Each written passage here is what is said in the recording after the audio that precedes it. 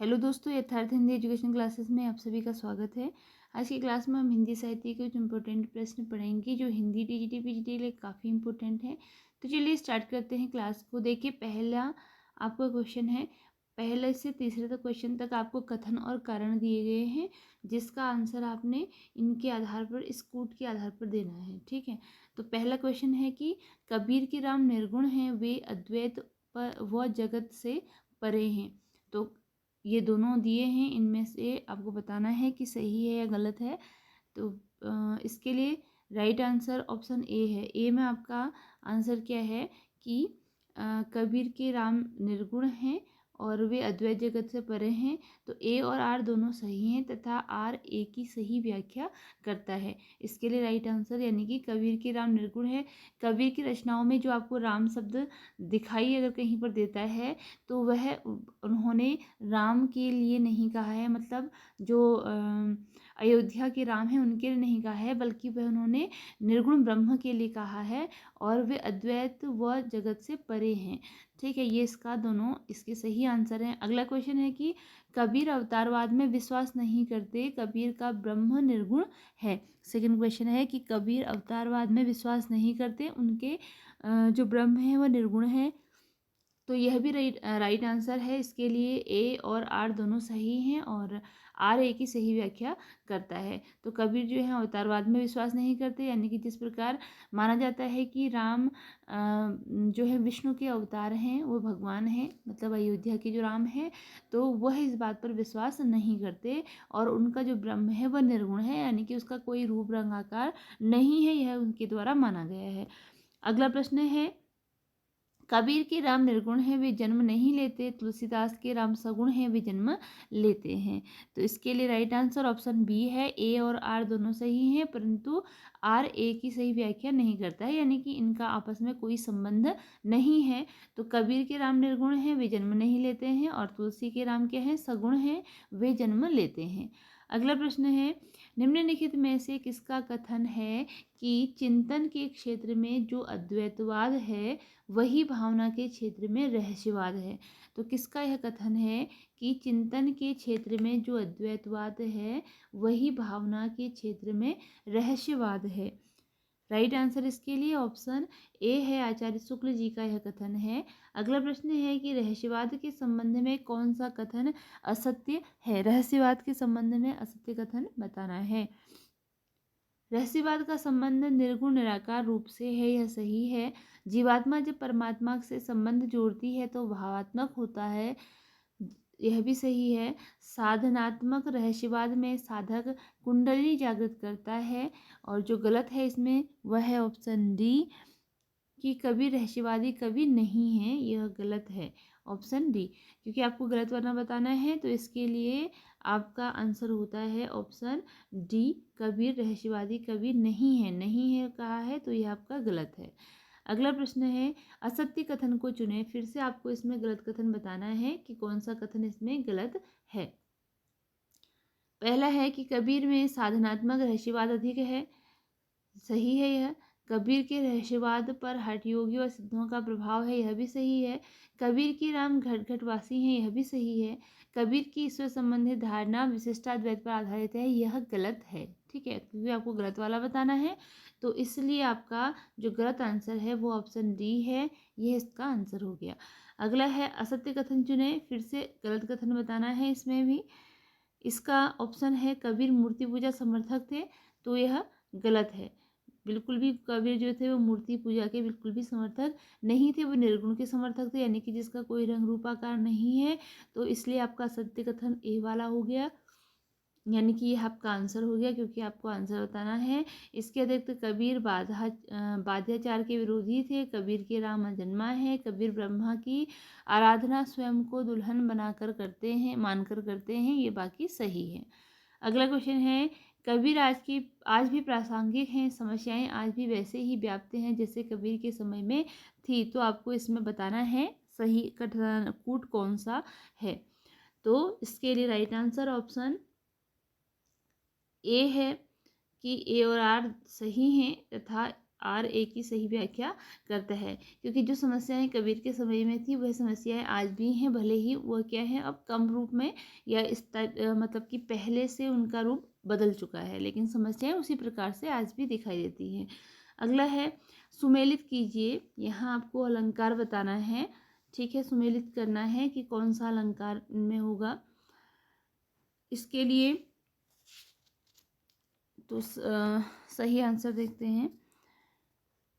काहे रे नलिनी तू कुम्हलानी, ये पंक्ति कबीरदास जी की। आपको इसमें अलंकार बताना है कि इसमें कौन सा अलंकार है। काहे री नलिनी तू कुम्हलानी में कौन सा अलंकार है।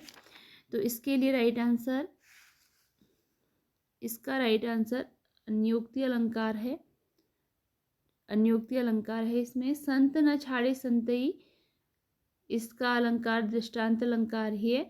पानी केरे बुदबुदा, इसमें अनुप्रास अलंकार है। केशव कही कही कूकिए, इसमें उपमा अलंकार है। तो इस प्रकार नहीं, इसमें पानी केरे बुदबुदा में उपमा अलंकार है और केशव कही कही कूकिए में अनुप्रास अलंकार है, ठीक है। पानी केरा बुदरा उपमा अलंकार, केशव कही कही कूकी में अनुप्रास अलंकार। तो इस प्रकार ए का पहला ही है, बी का दूसरा है और सी का चौथा है, डी का तीसरा है। अगला प्रश्न है, कबीर ने इड़ा पिंगला नाड़ियों के प्रतीक के रूप में किसका प्रयोग किया है। क्वेश्चन है कि कबीर ने इड़ा पिंगला नाड़ियों के प्रतीक के रूप में किसका प्रयोग किया है। इसके लिए ऑप्शन दिए गए हैं और राइट आंसर है इसका ऑप्शन बी, गंगा और गोमती का, ठीक है। कबीर ने इड़ा और पिंगला नाड़ियों के प्रतीक के रूप में गंगा और गोमती का प्रयोग किया है। किसका कथन है कि भाषा पर कबीर का जबरदस्त अधिकार था। वे वाणी के डिक्टेटर थे। किसका यह कथन है बताना है। ऑप्शन सी इसके लिए राइट आंसर है। आचार्य हजारी प्रसाद द्विवेदी का यह कथन था। ऑप्शन सी इसके लिए राइट आंसर है। किस विद्वान का मत है कि कबीर की भाषा का निर्णय करना टेढ़ी खीर है क्योंकि यह खिचड़ी है। खड़ी बोली, पंजाबी, राजस्थानी, अरबी, फारसी आदि अनेक भाषाओं का पुट भी उनकी उक्तियों में चढ़ा हुआ है। ये किसका कथन है बताना है। इसके लिए राइट आंसर है, तो इसका राइट आंसर ऑप्शन बी है। यह कथन है डॉक्टर श्याम सुंदर दास का कि जो कबीर की भाषा है उसका निर्णय करना टेढ़ी खीर है क्योंकि ये खिचड़ी है। तो यह कथन है डॉक्टर श्याम सुंदर दास का। अगला क्वेश्चन है, कबीर की भाषा थी, कबीर की भाषा क्या थी ये बतानी है। ऑप्शन दिए गए हैं, तो इसके लिए राइट आंसर ऑप्शन डी है। कबीर की भाषा सुधक्कड़ी थी क्योंकि उनकी भाषा कोई एक निश्चित नहीं थी, अलग अलग भाषाओं का इसमें मिश्रण था। पद्मावत की रचनाकार इनमें से कौन है। पद्मावत की रचनाकार राइट आंसर ऑप्शन सी है, जायसी की रचना है पद्मावत। निम्नलिखित में कौन सा एक रहस्यवादी कवि नहीं है। जो कवि रहस्यवादी नहीं है वह आपको बताना है। राइट आंसर इसके लिए ऑप्शन डी है, तुलसीदास। ये भक्ति कवि हैं, भक्त कवि।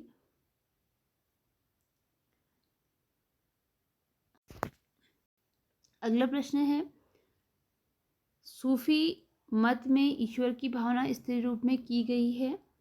सूफी मत में ईश्वर की भावना स्त्री के रूप में की गई है, कथन किसका है। तो कथन बताना है कि सूफी मत में ईश्वर की भावना स्त्री के रूप में की गई है, यह कथन किसका है। इसके लिए राइट आंसर ऑप्शन ए है, डॉक्टर रामकुमार वर्मा का यह कथन है। अगला प्रश्न है, असत्य कथन चुनिए। जायसी का पद्मावत प्रेमाख्यान काव्य है, आपको असत्य बताना है इसमें। तो राइट ये सही है। यह सूफी प्रेम पद्धति पर आधारित है, यह भी सही है। इसमें लौकिक प्रेम के माध्यम से अलौकिक प्रेम की व्यंजना की गई है, यह भी सही है।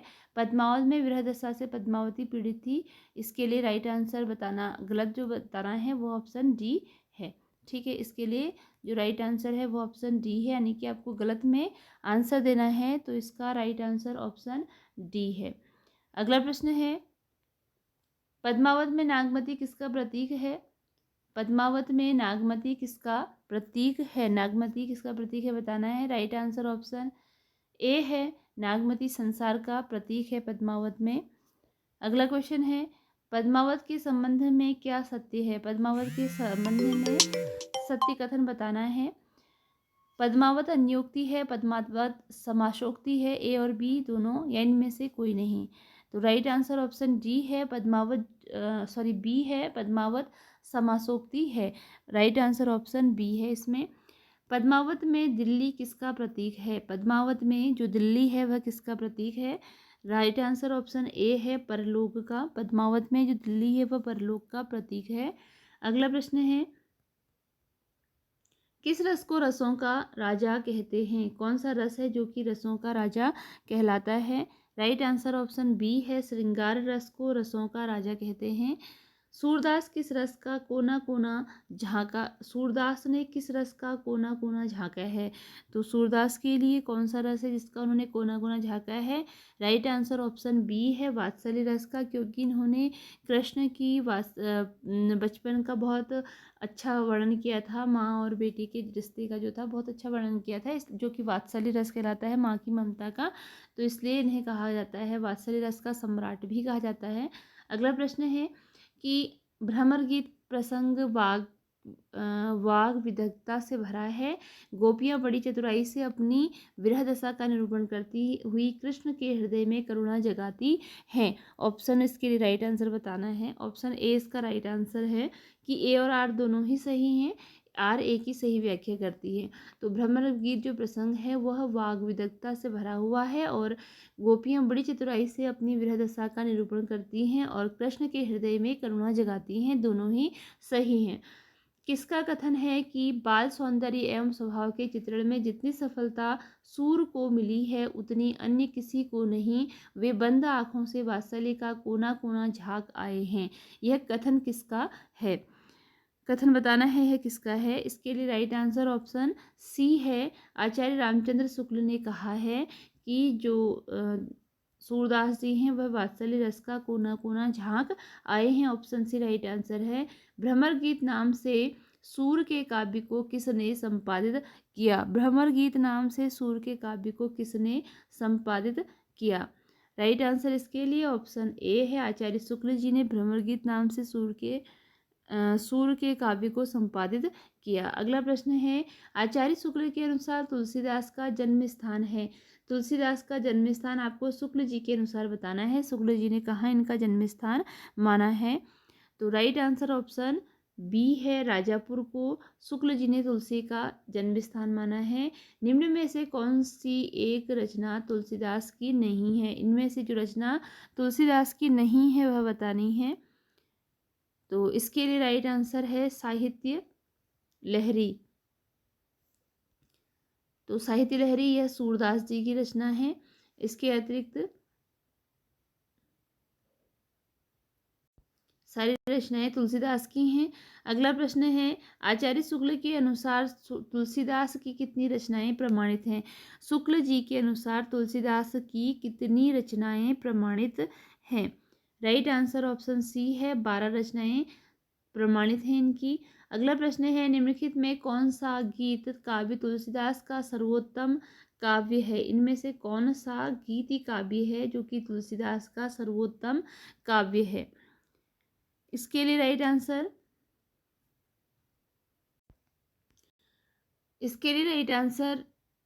ऑप्शन डी है, बर्वे रामायण। अगला प्रश्न है कि गीतावली की कथा मानस से अधिक व्यापक है। इसमें राम के जन्म से लेकर सीता निर्वासन और लव कुश के बाल चरित्र के विविध प्रसंग हैं।